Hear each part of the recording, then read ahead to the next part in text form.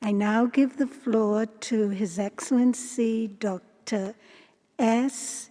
Jakangar, Minister of External Affairs of India. Sir, you have the floor. Madam President, at the outset, I congratulate you on your election as the President of the Council, which is a reflection of the role of Fiji in global human rights discourse. I assure you of my delegation's full cooperation.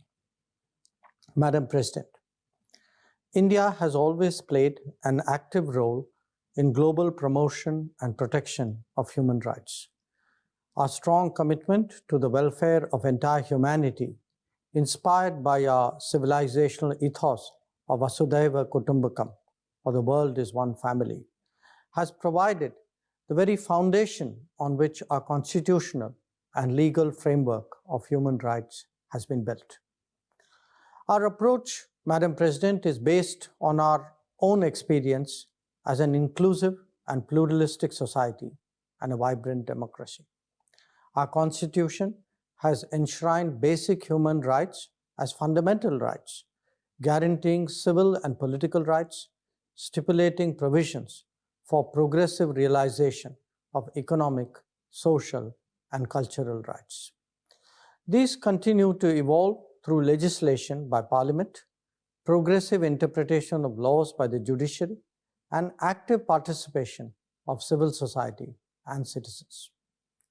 Madam President, our approach to the UN Human Rights Council is guided by our spirit of engagement, dialogue, and consultation.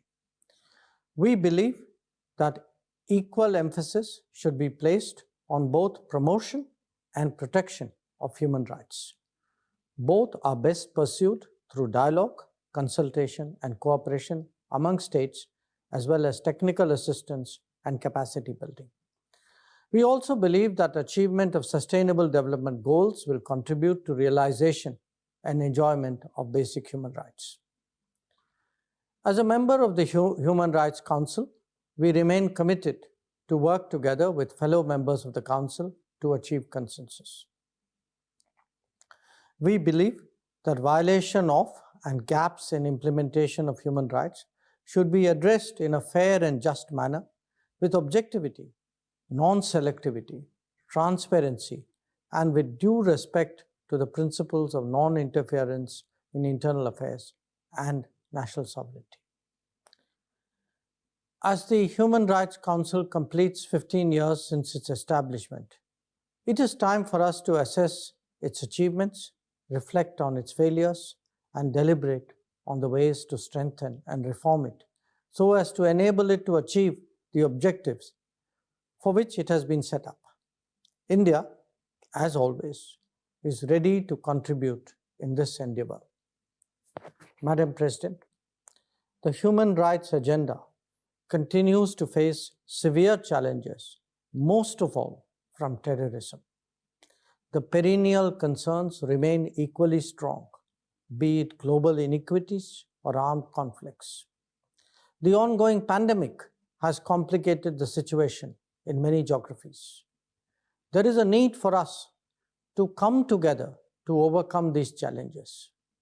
At the same time, multilateral institutions and mechanisms need to be reformed to be able to deal with these effectively. Madam President, terrorism continues to be one of the gravest threats to humankind. It is a crime against humanity and violates the most fundamental human right, namely the right to life. As a long-standing victim, India has been in the forefront of the global action against terrorism. This is possible only when there is a clear realization, including in bodies dealing with human rights, that terrorism can never be justified, nor its perpetrators ever equated with its victims. We presented last month at the UNSC an 8-point action plan to deal with the scourge of terrorism. We will continue to work together with members of the UNSC and other states to ensure implementation of our action plan. India's abiding commitment to promotion and protection of basic human rights has been manifest in our strategy to deal with the COVID-19 pandemic. By giving direct food support to 800 million Indians and financial support to 400 million, many of them women, we ensured that basic needs were very effectively addressed even during the lockdown. And as we addressed the health front at home, we responded to the world in equal measure. We provided essential medicines and equipment to more than 150 countries to assist them in this fight.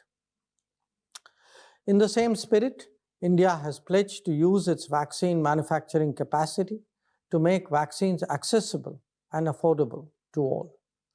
From Bangladesh to Brazil and from Morocco to Fiji, the pharmacy of the world is today supplying millions of vaccine doses to more than 70 countries. Madam President, guided by my government's vision of Sabka Saath, Sabka Vikas, Sabka Vishwas, that is, working together for inclusive development for all and securing the trust of all, we have undertaken unprecedented steps aimed at economic and social transformation of India.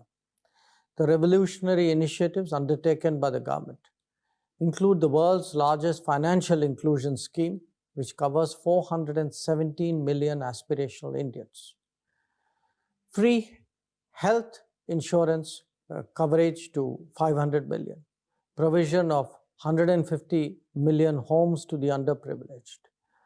Loans at concessional rates to 140 million needy Indians for promoting entrepreneurship, out of which 76% of the beneficiaries are women. 50 million free gas connections to deserving women belonging to rural households, construction of 110 million toilets in the last 5 years, and bringing tap water connection to every household in the country by 2024. All these steps have contributed immensely in enjoyment of basic human rights by our people. Let me conclude by reiterating that we remain steadfast in our commitment to take all the possible steps to ensure fullest enjoyment of basic human rights of our people, including inclusive and sustainable development. India is building a better and fairer society at home. It is also contributing to a better and fairer world. I thank you, Madam President, for giving me the floor, and I wish you success in presiding over the Council. Thank you.